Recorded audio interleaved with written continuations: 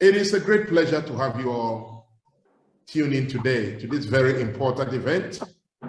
My name is Professor Francis Zotor. We look forward to a robust and interactive session today. But before the whole session starts, I want to give you a quick reminder that everything you might need related to this event can be found on the AfriCAN website at our AfriCAN network organization. Now, before we take the conversation forward, I have a few technical announcements to ensure that our experience is smooth and interactive as possible. First, this webinar will be recorded and posted on the AfriCAN website. Secondly, all participants have been muted. But please introduce yourself using the chat function. Let us know your name, where you are joining us from, and the organization you work with. You can access the chat box by clicking the chat button at the bottom of your Zoom window. Later in the session, we will open up the conversation for a question and answer session. And if you have some questions, we invite you to share them in the chat box throughout the session. And we'll do our best to raise them during the question and answer session. If we have time, we may have participants raise their hands so we can call on you so you can speak your questions aloud. Now, what I would want to do without wasting much time, as the moderator today, is to give an opportunity for us to have our welcome remarks. Now, today's event will be chaired by Dr. Namanga Ngongi. He was the former World Food Program Deputy Executive Director, the former chair of the UN Standing Committee on Nutrition, and the board chair of AfriCAN. Dr. Ngongi, you have the floor to give your welcome remarks. Thank you. Thank you very much, the moderator. I should warn you that my connection is very bad. So if I drop off at any time, my little statement is with Aisato. She's empowered by, if I has all the authority to read it on my behalf, if I cannot go through. Okay. A happy Africa Day to everyone participating in this luncheon. It is a pleasure and honor for me to welcome all participants and my co-board members to this event. Your presence is in itself an indicator of the importance that is attached to the issues of nutrition or malnutrition that affect a large segment of Africa's population. Africa faces many challenges, but none is more important than malnutrition. Many efforts have been made, resolutions taken, and targets set by the international community. African governments have prioritized actions to address food insecurity and malnutrition, and the African Union has set continental targets, but we are still not where we should be. Africa made progress in addressing food insecurity and malnutrition up to about 2014.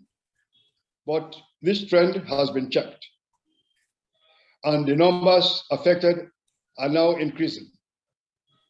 21% of Africa's population faced hunger in 2020, and 282 million were undernourished, 46 million more than in 2019. Women and children are more seriously affected by the malnutrition. COVID-19 and the war raging in Ukraine have made the situation even worse, because 30% of Africa's children are stunted and 40% of childbearing age women are suffering from anemia.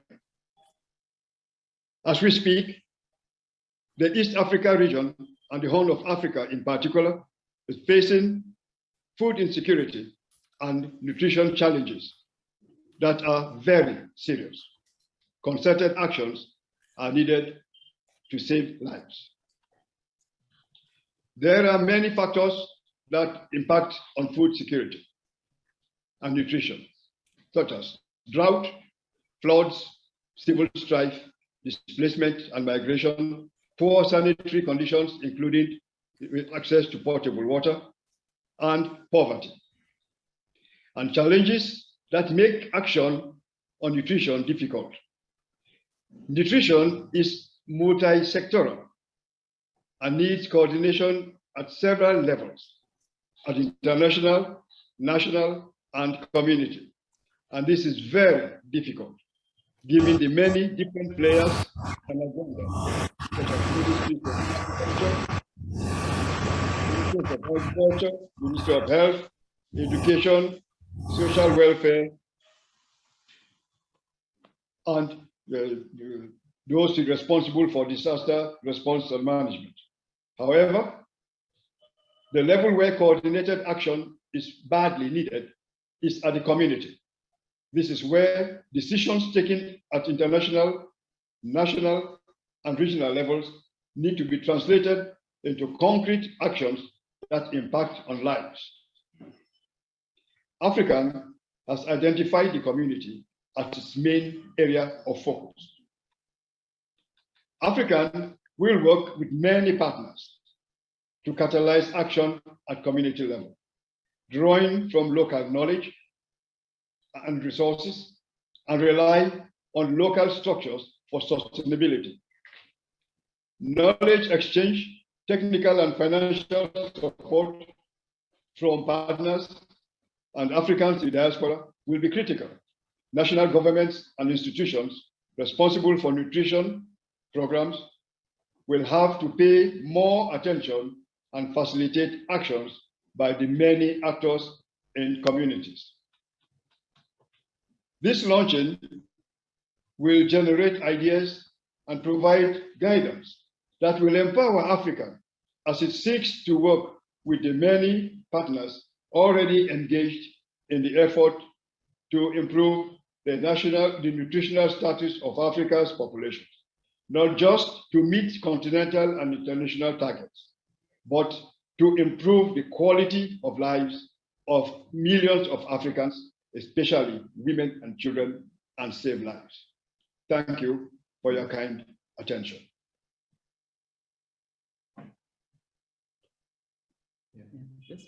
Thank you very much, Dr. Ngonge, for your welcome remarks.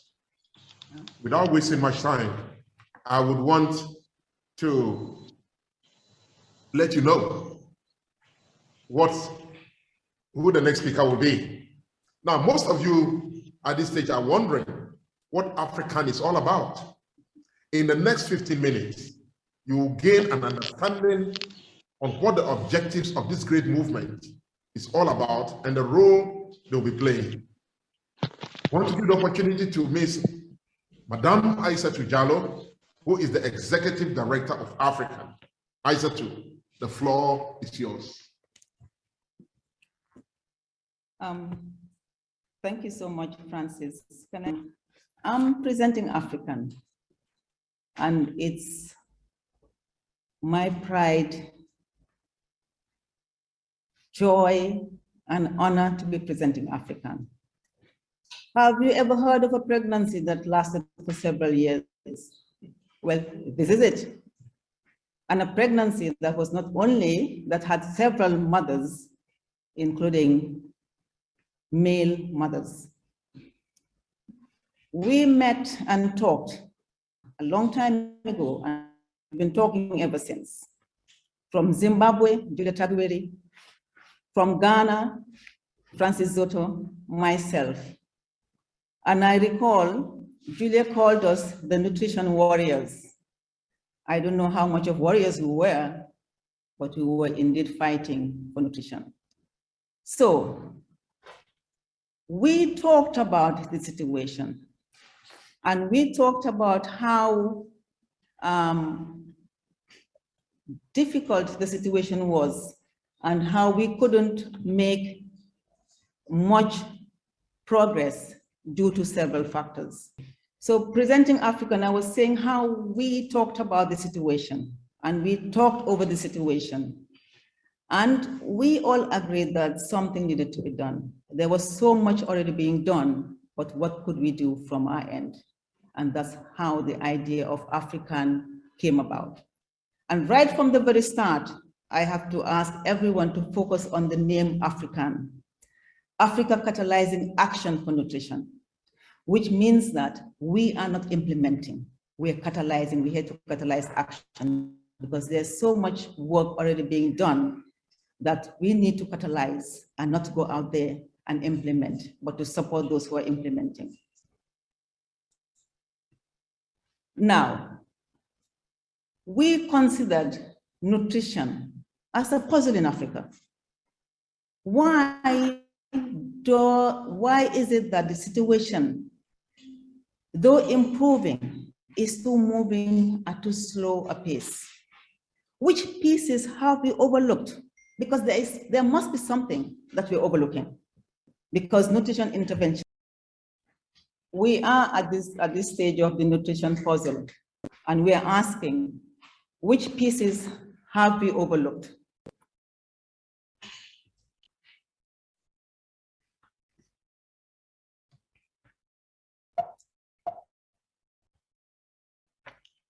And we realize that we have really overlooked the resources we have in Africa. And most importantly, we have overlooked Africa's greatest resource, its people. We have the enabling policy environment now, because that's something that nutritionists have complained over the years, the lack of political will. But now we have the political will and commitment. So why do we still have the nutrition puzzle? So, but we looked at it this way. There is political will and commitment, but what about the people's will and commitment? Because political will and commitment without the people's will and commitment cannot be sustained. And that's where we come in as AfriCAN. So our focus is on the people's will. AfriCAN is focusing on the people's will to see how we can move the nutrition agenda forward. And that's where demystifying nutrition comes in. What does it mean to demystify nutrition? As nutritionists, we talk to each other. I've been in situations, parties, etc., and someone comes to me and say and ask me, "Oh, nutritionist, what am I supposed to eat today?" And my standard response has been everything in moderation. But they're asking me that question because everything about nutrition is seen from the perspective of nutrients. Nutrition is much more than nutrients. Nutrition is food, nutrition is culture, nutrition is tradition, nutrition is love, well-being, everything. So we have to move away from nutrition as it is perceived as nutrients only. So our focus on the people's will be to unpack nutrition with the support of everyone, because we are all involved in this. How do we demystify nutrition? How do we unpack nutrition and make everyone understand that nutrition is much more than nutrients?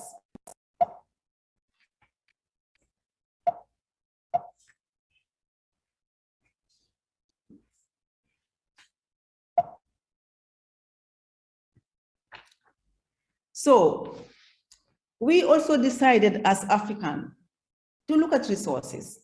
When we talk about resources, lack of resources, we tend to focus on funding, which is critical. Funds are important. Funding is important. We still need those resources. Our nutrition units need more investments from governments and any other partner who's interested in supporting our nutrition agenda. But as AfriCAN, we looked at it differently.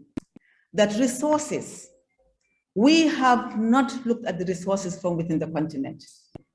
We are too busy looking outside of the box, not knowing that there's so much inside the box that is in our possession and that we can look at for the resources we need to move the nutrition agenda forward. So what are these resources? Let's look at local and traditional knowledge, skills, and practices. That's a resource that is underutilized, and in some cases, even untapped in our fight against malnutrition. What about our indigenous crops, fruits and vegetables? Our innovative youth population, they are a resource. They are bolder than us. They are go-getters.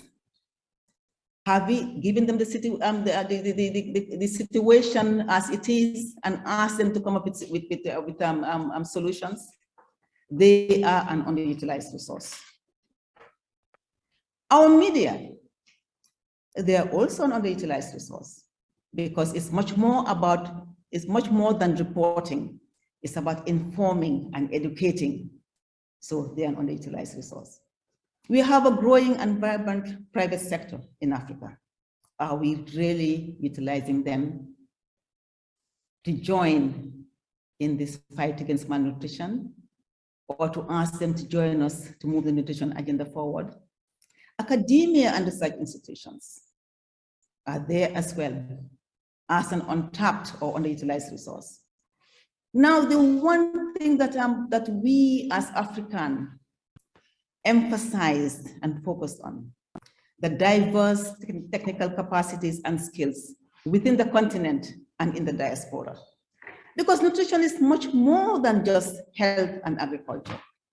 Nutrition cuts across sectors, and we need all the diverse technical capacities and skills on the continent and in the diaspora to address the nutrition situation.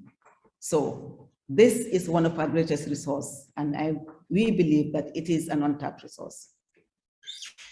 Now, I'm sure many will be saying, you talked about the youth, what about the women? And I want us to turn this around.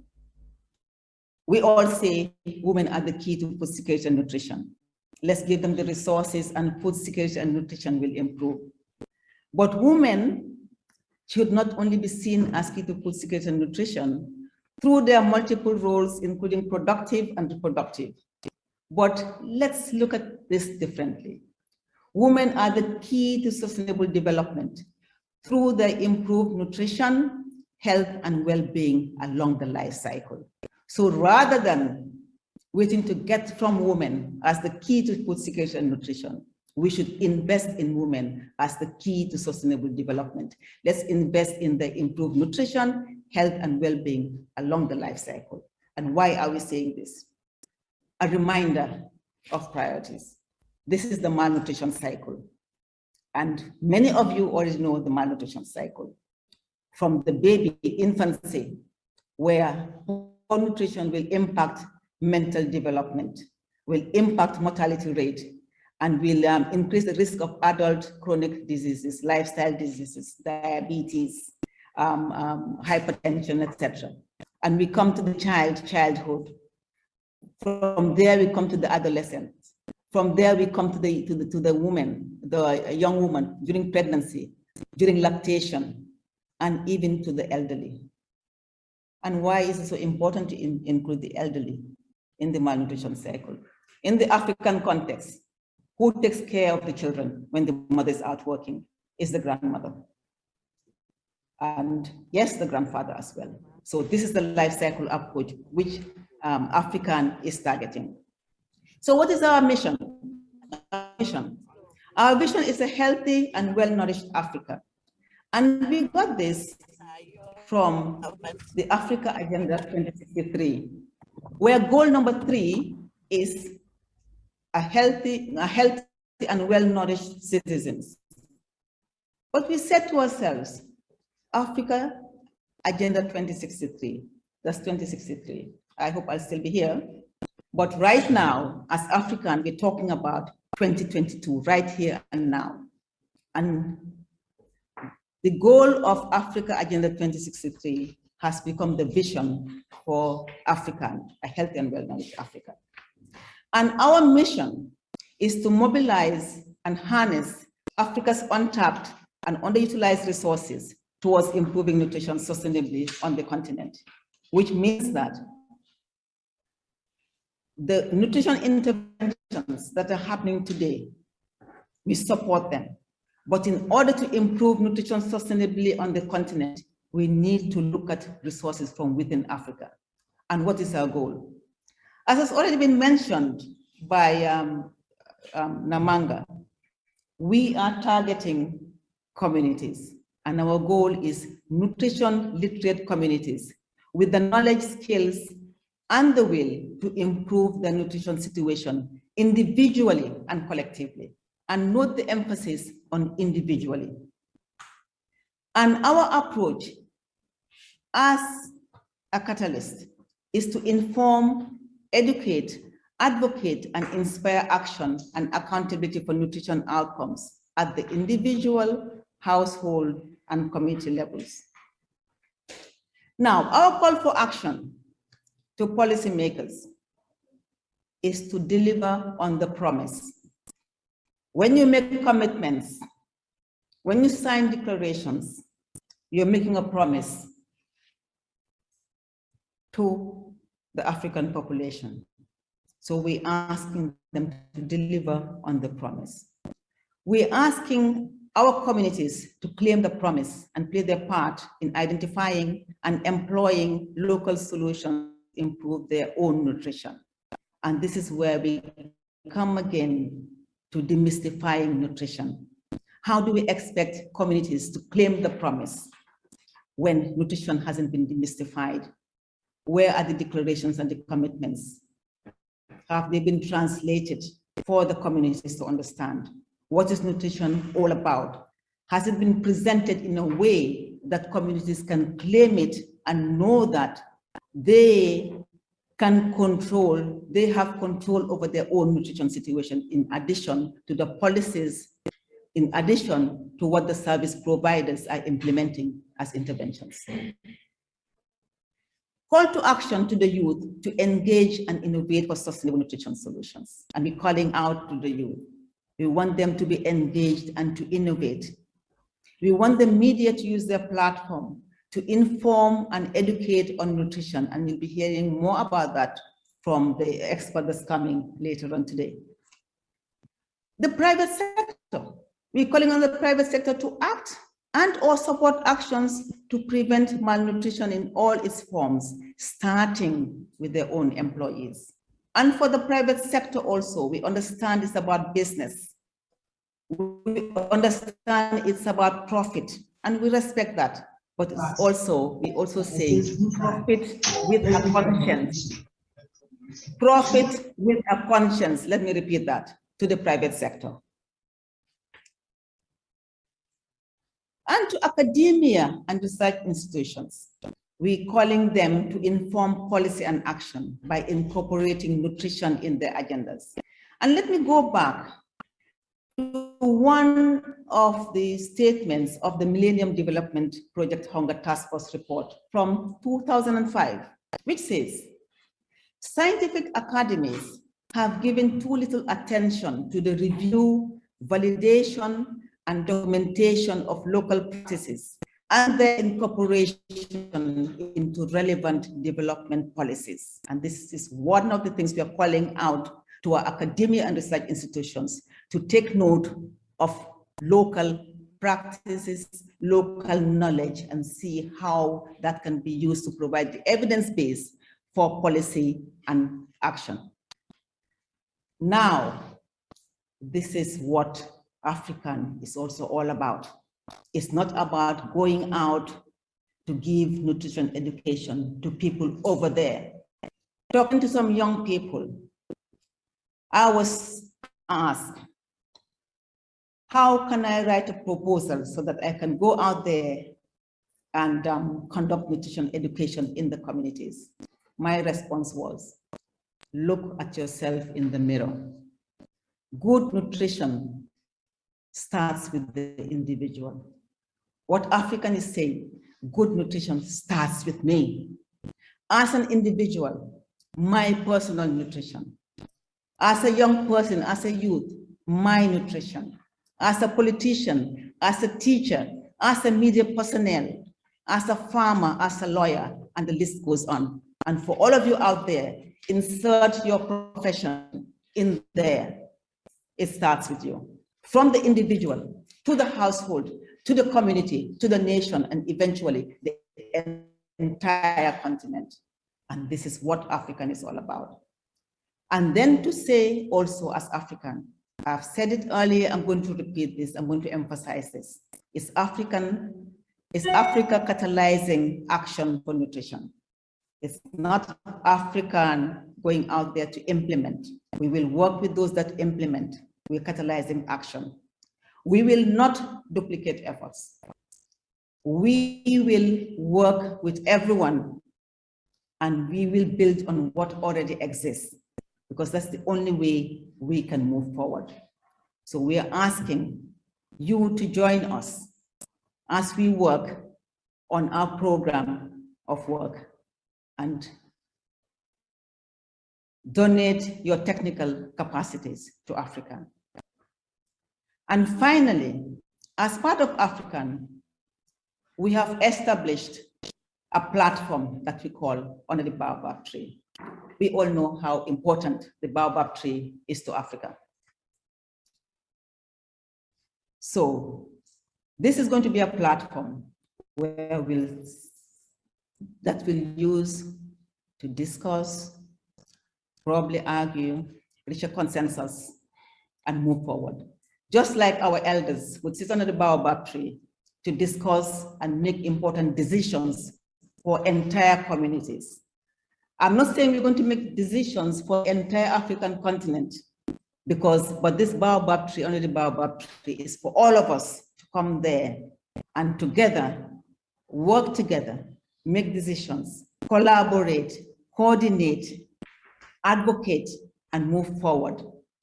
And hopefully, we will achieve our vision of a healthy and well-nourished Africa.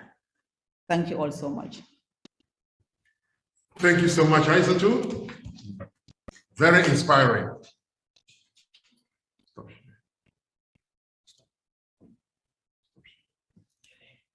Very, very inspiring presentation.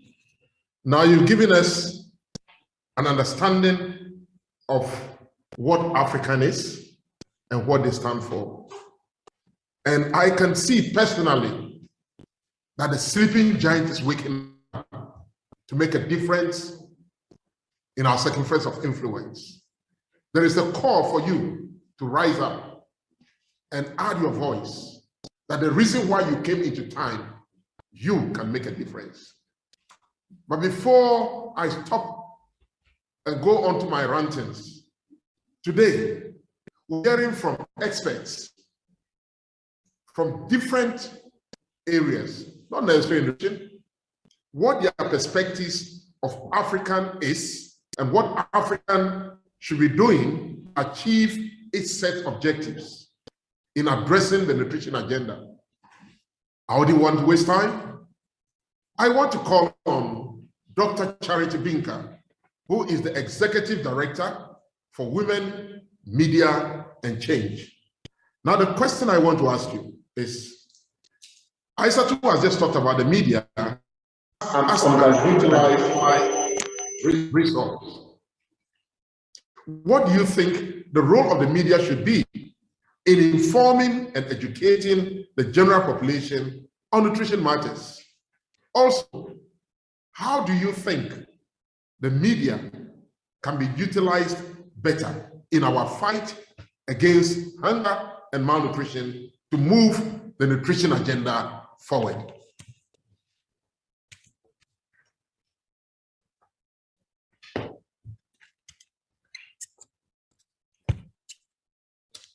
Thank you very much, Dr. Azoto, Professor Azoto. It's really very exciting to be talking about the media today, because the media is so important. And in fact, I want to agree with you that the media has been underutilized. Yes, in pushing the nutrition agenda. The media, as we all know, has a great potential to boost the efforts of stakeholders in scaling up nutrition. But I see the media as a missing link in all the efforts that we are making towards ending hunger in Africa. Because Africa, when I listened to the chair of the board, he talked about over 200 million Africans hungry. And I'm asking myself, what is wrong with us in Africa? We have all the resources. Why are we still hungry? How are our children still malnourished? These are the issues that I really want us to push in the media. And that is why I think I want to congratulate AfriCAN for bringing the media at a very early stage of this whole agenda of making sure that indeed Africans do not get hungry, our children do not die of hunger and disease and all that because of the kind of food we eat or the lack of it. Research has shown that the media, many people in Africa rely, maybe elsewhere in the world, rely on the media for information, particularly on their health.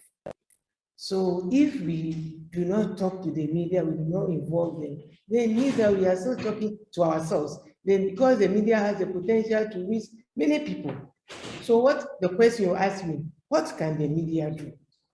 I think that the media can use its platform, as the executive director said earlier, to push the nutrition agenda. The media can create awareness or can raise awareness and communicate messages around good nutrition and lifestyle and healthy diets. Because today in Africa, many people are abandoning rich food that we know, which are very nutritious and healthy, and are eating different types of food that is causing a lot of lifestyle diseases. People are dying needlessly. There's so much, we lack so much information, and the media must step in and help the nutritionists to push this agenda. I also think that if the media can play its advocacy role effectively, it will ensure that nutrition remains very high on the political agenda.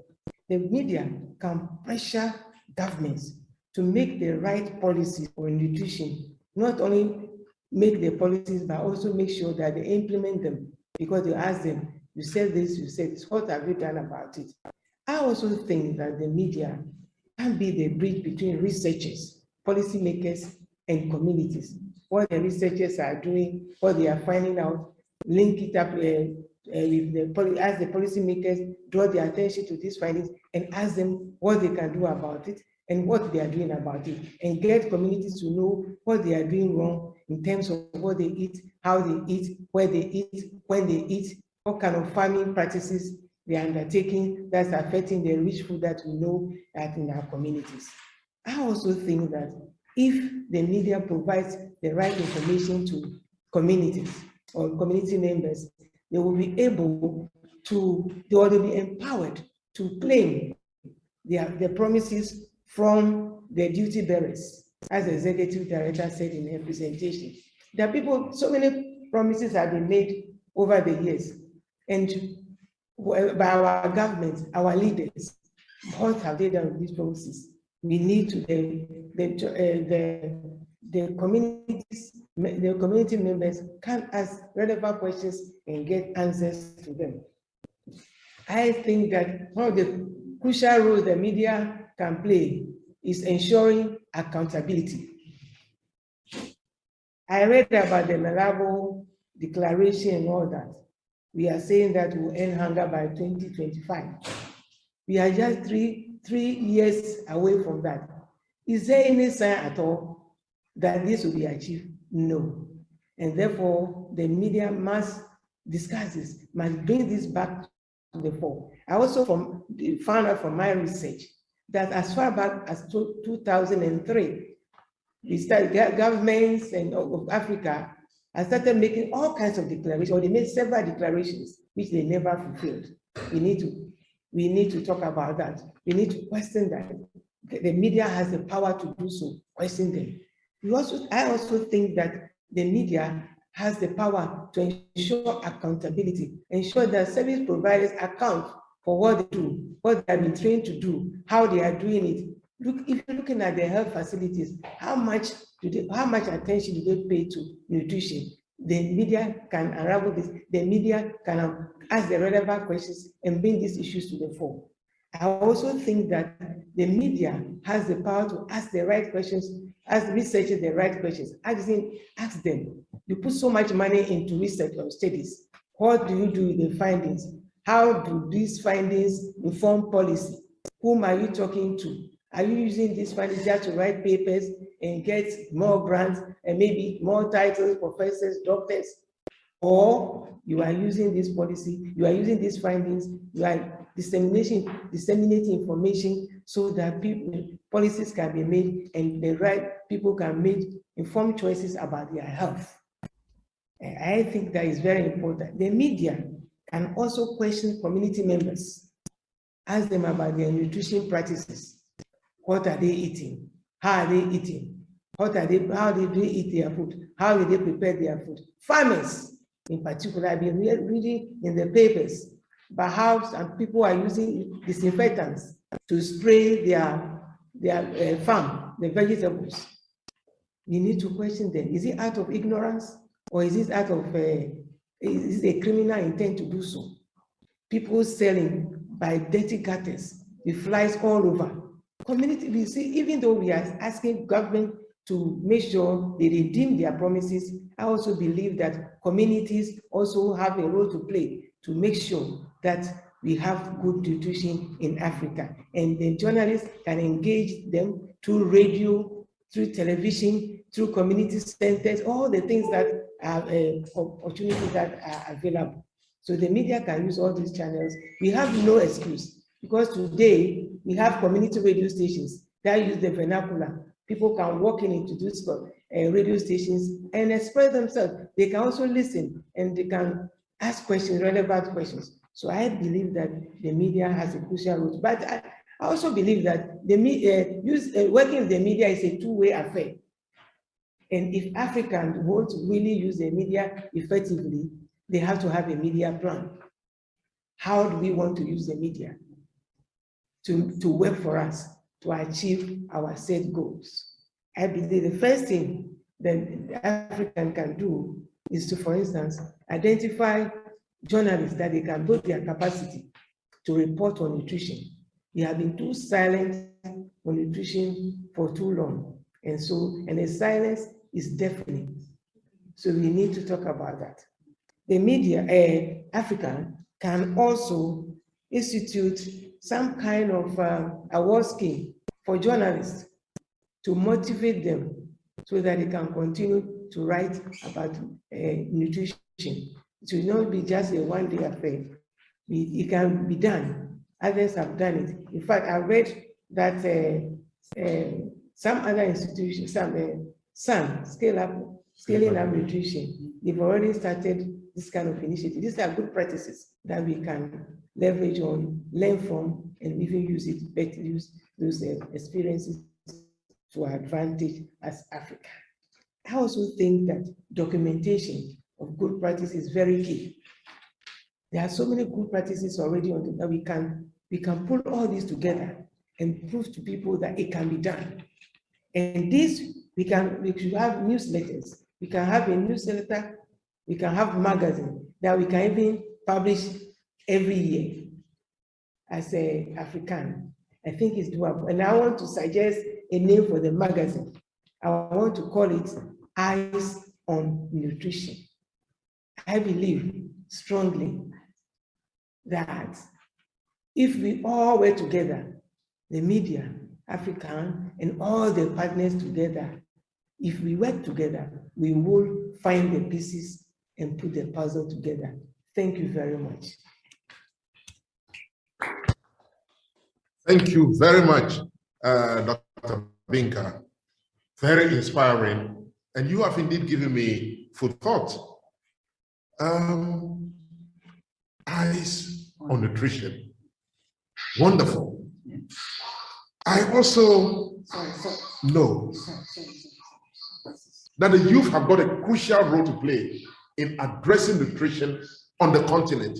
You are the future, and you have got to make a difference. Now, I have here with me Mr. Sheikh Tijan Tukara. He is a youth and community activist. Now, tell us, Tijan, as a youth and community activist, how can you inspire the youth to take up their role and play their part in addressing the nutrition challenges on our continent? Remember, the future belongs to you.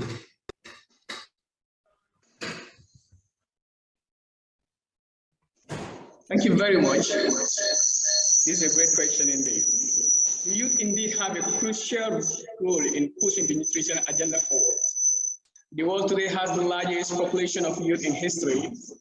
According to Voyager, it is estimated that by 2030, young Africans will make up to 35% of the world youth.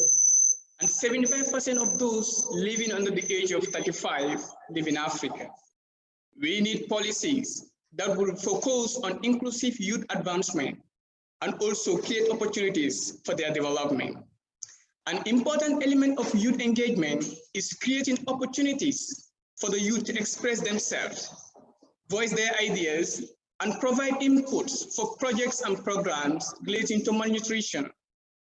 The Malabo Declaration of 2014 indicated that African leaders committed to ending hunger and reducing stunting to 10% by 2025. We are not likely to achieve this target. First of all, let's ask ourselves why Africa is making slow progress when it comes to solving nutrition challenges in the continent, a continent that has a youthful population. This is a resource and an opportunity that has long been undermined by our leaders. Young people should be seen as assets rather than problems to be solved. Knowing what I know now about nutrition and its implications for my health has strengthened my capacity to make sure I advocate for nutrition and also engage hundreds of youth to hear their thoughts in various issues regarding nutrition in the continent. The current youth is more service-oriented and eager to have a mark leave behind them. People who want to make a difference in their communities. I am pleased that AfriCAN is tapping into these resources to achieve a mission that is a healthy and well-nourished Africa. I believe strongly that this can be achieved in our time. In our country, the Gambia, we have a sizable proportion of a young population, a country with around 55% of the population are youth. There are many young people who are working in the development of bringing solutions to our problems that our society is facing, including malnutrition and food insecurity. AfriCAN, as a catalyzing body, working with these youth networks throughout the continent, can help contribute for our development. I did a research on the impact of agricultural value addition on the economic performance of the Gambia. My research shows that there is a strong positive relationship between agricultural value addition and economic growth. The result obtained indicated that every step towards the provision of agricultural value addition will add up our GDP by 22.4% for the period under review. This will not only bring significant increase in our GDP rate, but also good source of empowerment for the youth. The study recommended that government and NGOs should adopt measures that will revolve around supporting women and youth. This will thereby increase gainful engagement in the country. Community youth leaders hold great potential to bring nutrition service to the vulnerable who are likely to have malnutrition, and their capacity to carry out this work should therefore be strengthened. We are ready to partner with AfriCAN and want to work with you to join the fight against malnutrition. We believe in our potential to build a better Africa, given the right space and tools. Thank you so much.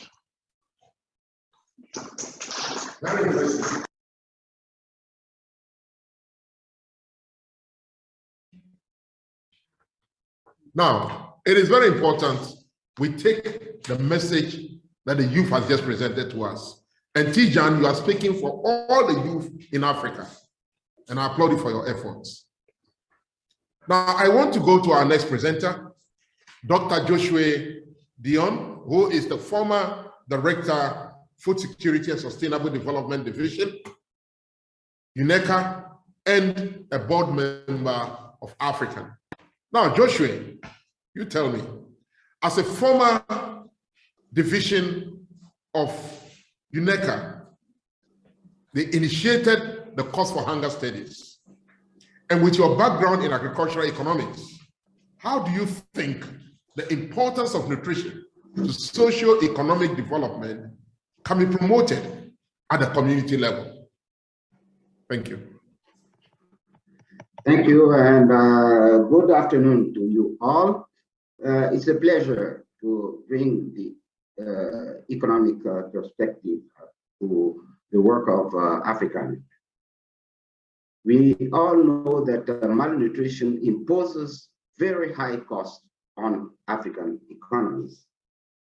The negative impacts of malnutrition on health and education reduce significantly both the quantity and the quality of the human capital, and therefore reduce the productivity, the production, and the income of African countries at individual level, at community level, and national level. For example, the cost of hunger studies that Francis just mentioned carried in 21 African countries has estimated the cost of child undernutrition alone to be to the tune of $30 billion a year. That is equivalent to 2 to 16% of the GDP or the national income of the concerned countries. That's higher than the economic growth that we get on macroeconomic level. African countries can and should avoid losing so much of their potential income by tapping the abundant and underutilized resources available, and those include land and water, include knowledge, technical capacities, technologies and inputs, both traditional, indigenous, and modern. And should tap also on the young people following just the commitment of the youth representative who just talked. We know that young population is eager to learn, to connect, and to understand and innovate. And in addition, one of the critical underutilized resources of Africa, as it has been said already, is the viable and resilient community level based organizations and institutions. We also have to highlight that investment in nutrition interventions is very profitable. It's one of the kinds of investment that is most profitable in Africa.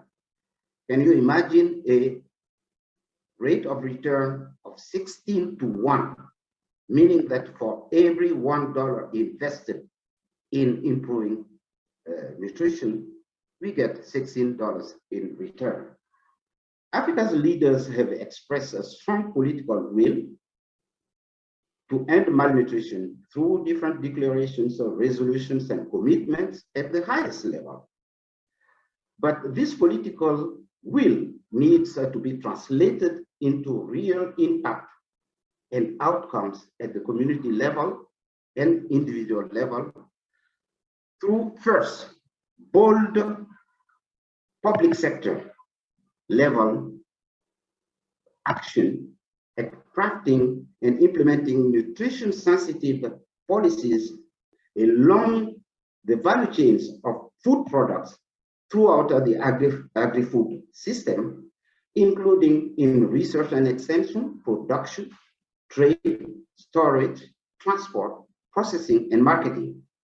But in addition to that, which is at the national policy level, we need to advocate for empowering and mobilizing communities through nutrition-oriented education, including training and extension, information, bringing in the media, and direct support like access to resources, targeted subsidies, and so on and so forth, so that those communities and individuals will be enabled to seize the opportunities created by a nutrition-sensitive policy environment to produce, to commercialize, to consume nutritious and healthy food. And this is what AfriCAN will commit to do and to advocate for. Thank you.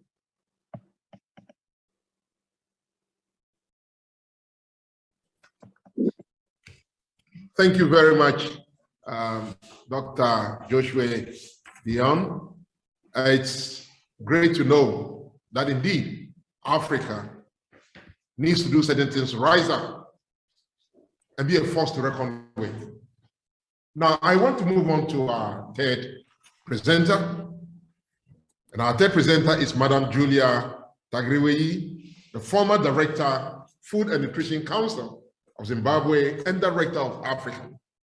Now, Julia, tell me, as a public health nutritionist and advocate over the years, decades in fact, what do you think has been the missing link in bridging the gap between policy and action at the community level?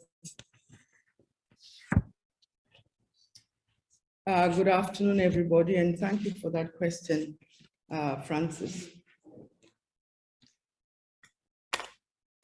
In my 40 years experience in the public nutrition field, I honestly believe that effective engagement with communities affected by malnutrition from the onset maybe is key.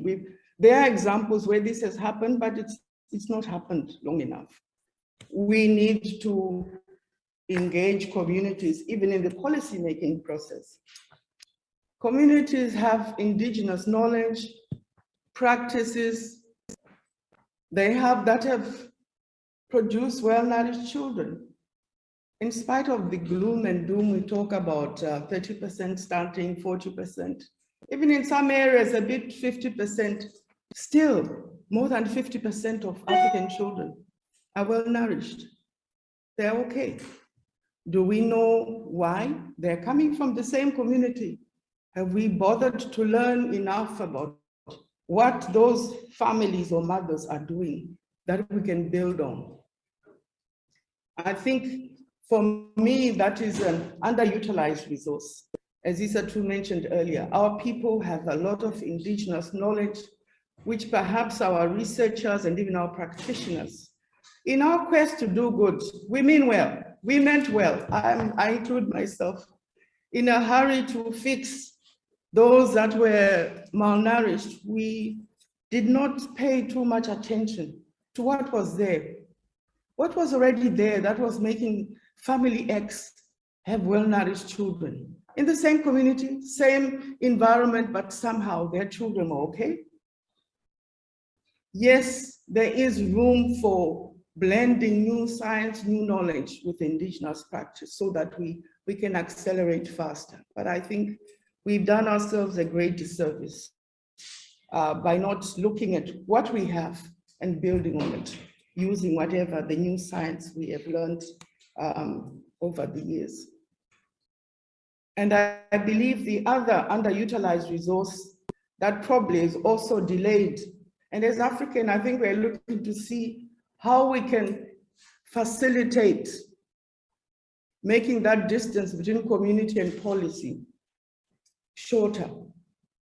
There are people there are stakeholders who are the interface with communities on a daily basis. And unfortunately, the burden of talking about nutrition or sharing whatever nutrition information or knowledge we have has largely fallen on the health sector. And they've carried the burden. But there are other stakeholders that are out there interfacing with the community whom we need to more effectively nutritionalize, such that not only do they see their role in nutrition, but embrace it and mainstream it into their mandates, such that it's not an add-on. It's not like a pimple that has grown on your nose and somehow, yes, it's there, it wasn't meant to be there. But they embrace it as part and parcel of what they do as their normal day-to-day work. And I think we've not been as effective.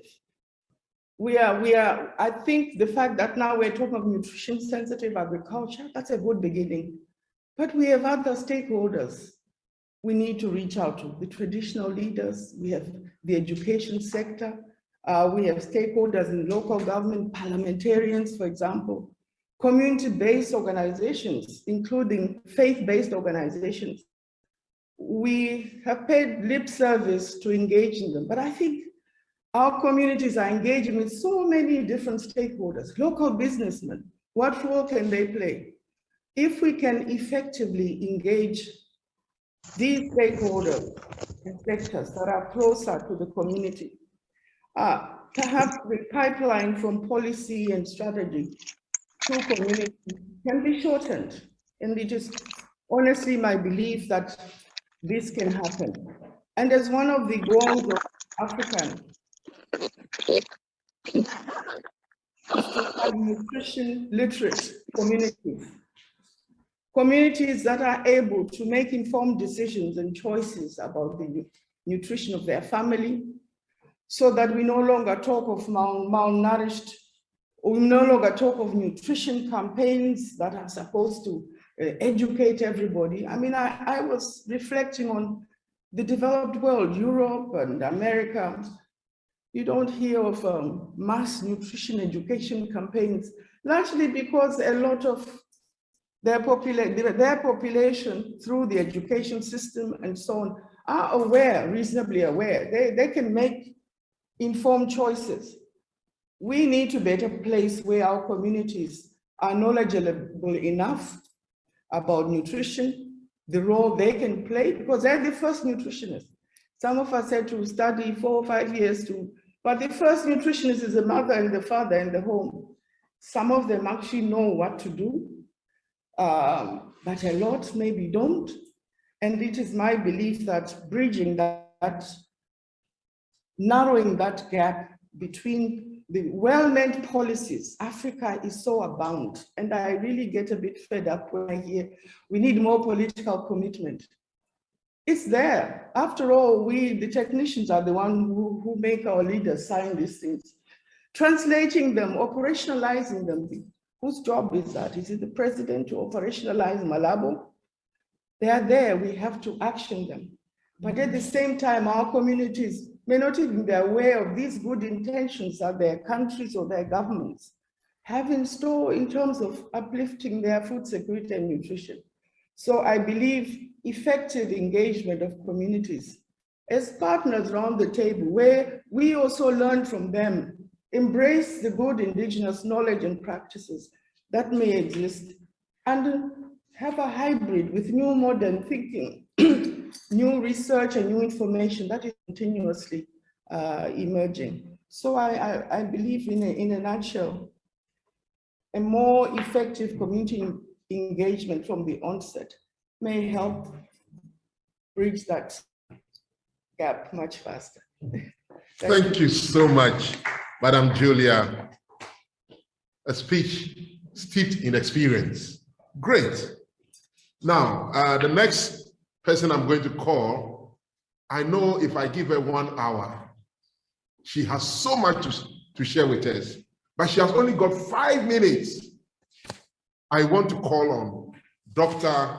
Habiba Hassan Wassef. She's an independent expert in health and nutrition policy, in sustainable development, and also a trustee of the African Nutrition Society.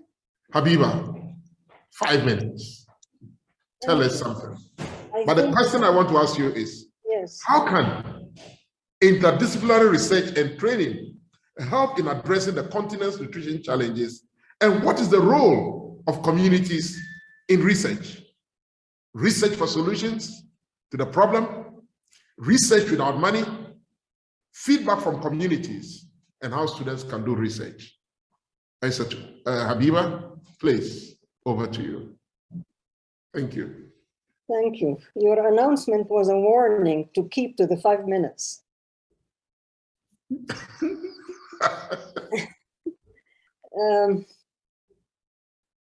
You have turned the role of academia to start with the community.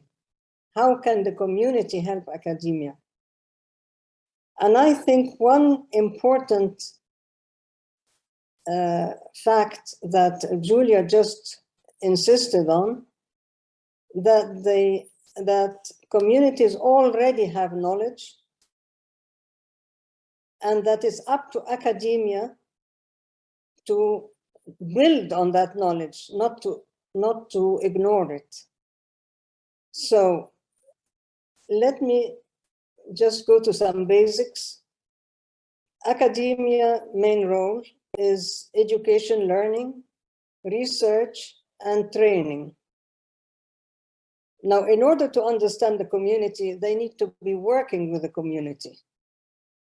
And what Francis just said, the year 2005, I will mention in that year, there was a declaration from a nutrition conference in Durban that said that nutrition is not only a metabolism and biochemical issue, but it has environment, social, education, environment, and all the disciplines and factors that are related to nutrition are in there.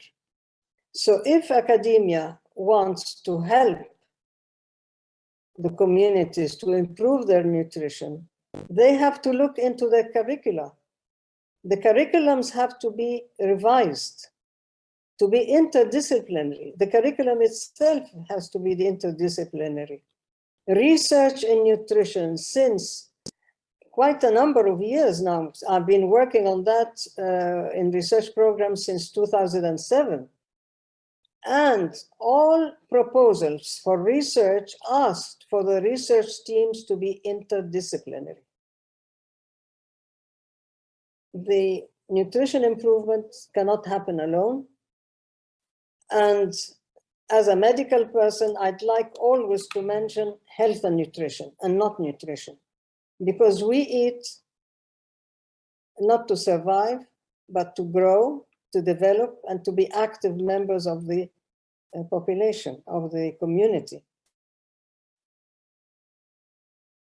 So in curriculum development, many universities and academia have already integrated disciplines or the teaching of other disciplines in nutrition courses, and vice versa, teaching of nutrition in other disciplines. And I have always talked, I'm trying to identify that institution and that university in Ghana that already applies this. Usually what happens is after you graduate and specialize in nutrition, you go back and learn something else.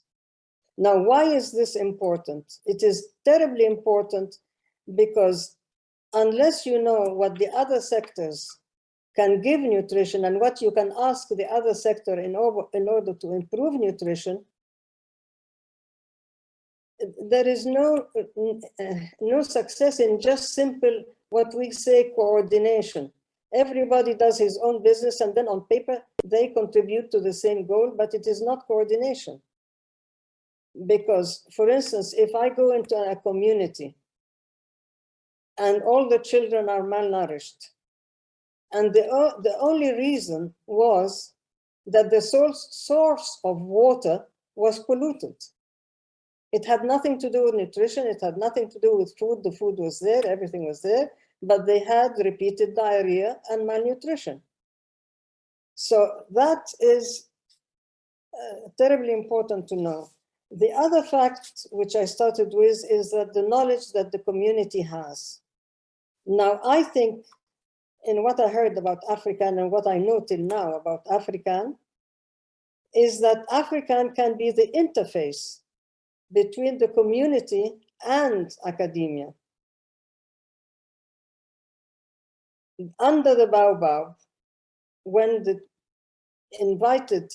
community is invited to storytelling and talking and discussing of issues, then they would be discussing a problem. It's up to academia to research that problem and find a science-based solution, and then communicate and with the community in order to improve matters. Now, what we have discovered in analyzing research in nutrition over the past decade was that the community did not accept very much solutions coming from academia, and we went around this issue by involving the community in research teams. And I hope that through AfriCAN, we can improve and increase on this issue. The community has become a very important partner in research teams. Now, with academia and research institutions, they have the intellectual capacity, they have the skills and the credibility, and they can be resources for the community. So I count on AfriCAN to mobilize and activate all the resources of academia to service the community. I would like here, this is unending, as Francis said, I can go on and on. I would like to speak about the role of academia, both the academia and community, in valorizing Africa's food resources in the fight for improving hunger and getting rid of hunger and all forms of malnutrition in a sustainable manner. Now, unfortunately, not all African countries know what their people are eating.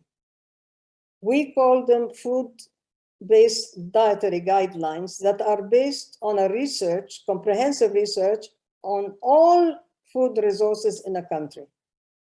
Now, it was discovered lately that not all African countries have that, and that there are many countries that don't know what is really what is being consumed. So if I want to maximize Africa's resources, I have to know them. And this as a research program for the local universities in a country. Not all countries have done it. South Africa has practically completed it.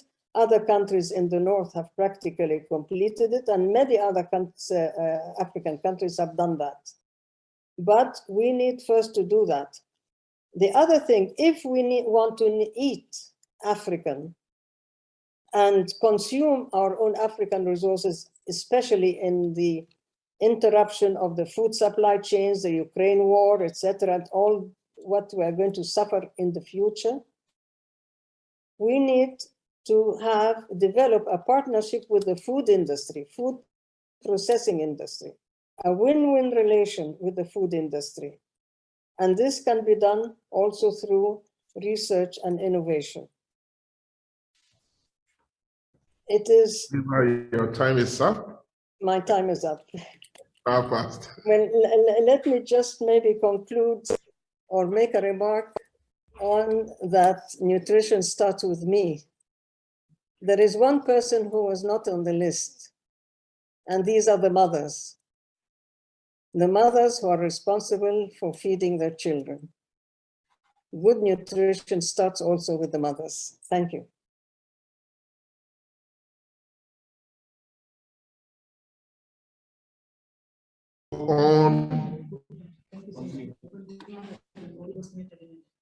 We could go on, and there is so much you can share with us in your years of experience. But we have to just dangle the bait before our listeners. We'll soon be finishing because we give just a 1 hour. I want to now give opportunity for a message from a partner in the person of Dr. Laoli Cole, who is the Executive Director, Coalition on Media Education for Development, African Forum, CAFO. So Dr. Cole, please share your perspective and give us the message. Thank you. Thank you very much, moderator. And first of all, I want to bring you very warm greetings from the African Union headquarters in Addis Ababa, Ethiopia. And we at CAFO, which is the Coalition Media and Education for Development Africa Forum, which is house with the Department of Education, Science, Technology, and Innovation of the African Union. We are very delighted to be at this historic event today, which is the launching of AfriCAN on this Wednesday, the 25th of May, which we are also celebrating here in Addis Ababa and around the world, and as Africa Day.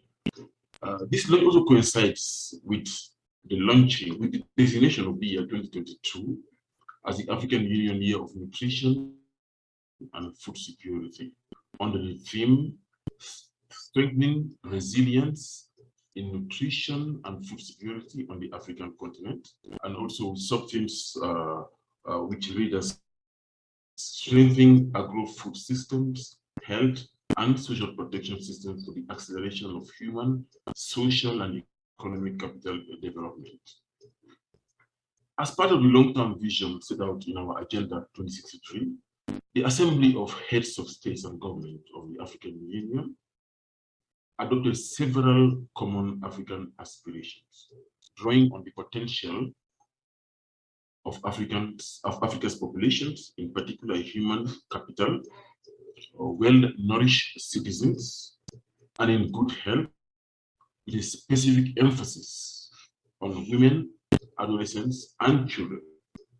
Indeed, human capital is vital for development, as it leads to improved lives for individuals, higher earnings, and improved incomes for countries. Africa's population is now estimated at 1.3 billion, and it is the fastest urbanizing population around around the world. Therefore, we have the fastest urbanizing continent, with more than 2.6. The large youth population presents a potential demographic dividend that would accelerate sustainable and equitable development if adequately leveraged with suitable investment. I think Mr. Sheikh Jan Tunka alluded to this point earlier. So therefore, we understand, AfriCAN's mission is to mobilize and harness Africa's untapped and underutilized resources to improve nutrition sustainability on the continent. Therefore, we at CAFO, we are very positive that AfriCAN's initial focus on the education sector as an underutilized resources is in the right direction. I am pleased here to announce that CAFO and AfriCAN has actually established a partnership, and which has resulted in a working group on nutrition and education. And this is expected to shine the light on nutrition and education during our children's formative years, through adolescence and young adulthood, in order to ensure that it is context-based and fit for the purpose. The CAFO and AfriCAN partnership's priority is to create an enabling environment for promoting the nutrition agenda within the education sector. As nutrition is crucial to our continent's social, economic, and overall development, we will further work to ensure that it continues to be a priority in policies and strategies at the African Union. This year, which is the year of nutrition for 2022, the nutrition year for 2022, we will work also to ensure that we have more political commitments and investments in nutrition to address the ongoing nutrition challenges. We will continue to work with our member states and all our partners to increase accountability in food security and nutrition to advance human capital development in the African continent. with my very best wishes for the success of this partnership with AfriCAN, using our resources simultaneously as we develop and strengthen innovative partnerships with our friends and partners around the world. So we wish you the very best, and we're looking forward to very, very fruitful cooperation and collaboration in the area of nutrition and education. I thank you very much.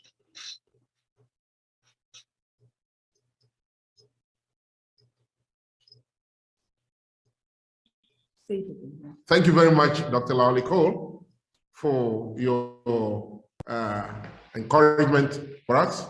I now want to give opportunity to Professor Catherine Bettini, who was the former WFP Executive Director, a chairperson of GAIN, to just give us a 1-minute comment.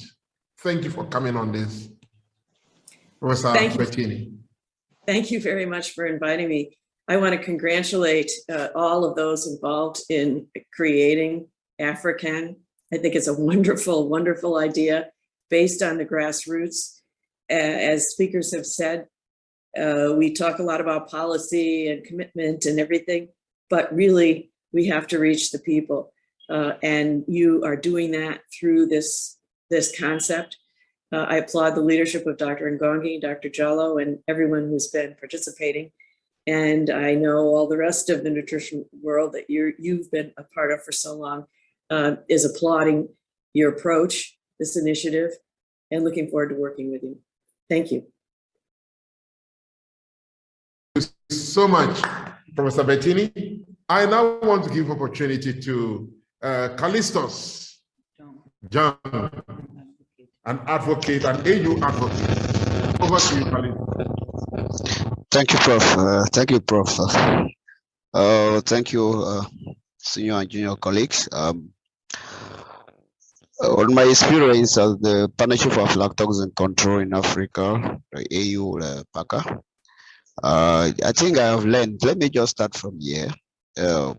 National, regional, continental actions for nutrition and food security in Africa remains the call for concern. We need to reflect national and regional policy support, investment financing, as well as institutional and human capacity development at all levels. I think we are having the challenges. I think one of the speakers mentioned about commitment. But are we holding our head of state, our government accountable of the commitment? There's a lot of literature at the level of strategy, how to capture, how to fight for the, like 2025. I'm telling you that we will not be able to achieve ending hunger in Africa by 2025 because of our commitment. The member countries have not translated their commitment into practical actions. They have not mobilized domestic resources to invest in transforming or translating into action. So we need to change the narrative, the way we look at things, the way we take commitment. It's preferable not to take too much commitment and you don't achieve them, but we can take one commitment if we say yes, we can achieve it. I think the initiative of AfriCAN, I think it's a very good initiative because to achieve this, I think the load is too heavy for Africa alone. I think we need other initiatives like this one so that we can better, the ship can better move, because advocacy need a lot of noise, but not just noise. It need constructive noise. And I think AfriCAN are people like Prof. We know you well that we have been working too, hand in hand. I think with people like Ezatu and Dr. Ngongi, I think it's a very good initiative. Let us pray for wisdom. I wish all the members, the founder, all the best. I will always be there anytime to support. When you concern Africa, you don't need to invite me, I will be there. Thank you. Thank you so much. I'd have given the chance to Professor Paul Amuna if he's on, but we really have run out of time. Is Paul on? Okay. We'll go on to the next session, but before I bring in the board chair, for AfriCAN. I have been listening to all of you, and Africa is steeped in proverbs. What I hear is the sound of abundance of rain, and we are rising up to make a difference. And I have no doubt that Africa is truly rich in resources to provide its citizens with the basic needs, including adequate nutrition. And I am positive that Africans believe that the resources available in our continent have been unutilized. We'll continue the discussion under the baobab tree. But to do that, what I want to do is to give opportunity for Dr. Namanga Ngongi to launch AfriCAN and give his closing remarks. Dr. Ngongi. Thank you very much, Francis. Thank you so much. I very much enjoyed these the discussions that have gone on, and I think I can say very clearly that we all in AfriCAN thank very much all the participants who have taken part in this launching event. So it is my distinct pleasure to declare that AfriCAN has been launched, is hereby launched, and can now go to work so that we can contribute towards the improvement of the nutritional status. As a second note,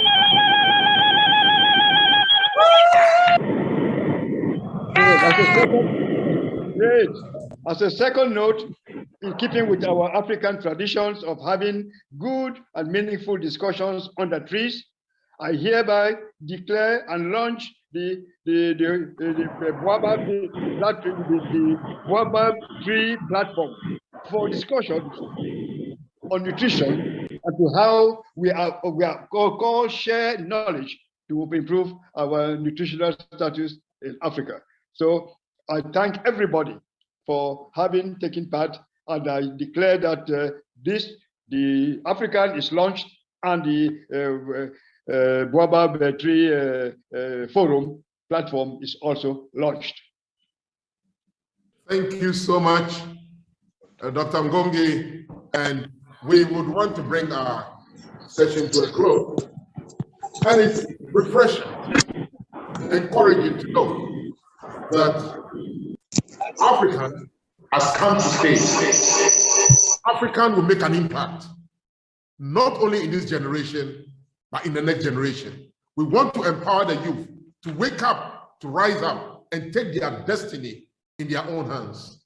Going forward, AfriCAN will establish a multidisciplinary network of dedicated African experts and champions who are committed to contribute their expertise and skills to improving nutrition to the continent. To this end, you advocate, build bridges, strengthen capacity, and improve accountability at all levels. We therefore invite you to come on board and be part of the network. Please, no holds barred. We need all of you. And having launched under the baobab tree, this is a platform for advocacy, knowledge sharing, and consensus building, and the promotion of local actions and innovations for sustained nutrition improvement. We need you on board to make that difference. So we want you to join the network. Together, we can make it work. Thank you very much for your time. Congratulations to Africa. Thank you. I really want to congratulate all the developers. I want to congratulate the ANH for persisting with us and staying on to facilitate this. I want to thank all those who gave their perspectives. Thank you very much. The list goes on and on. And I want to thank you for staying on. Thank you. The African acclamation.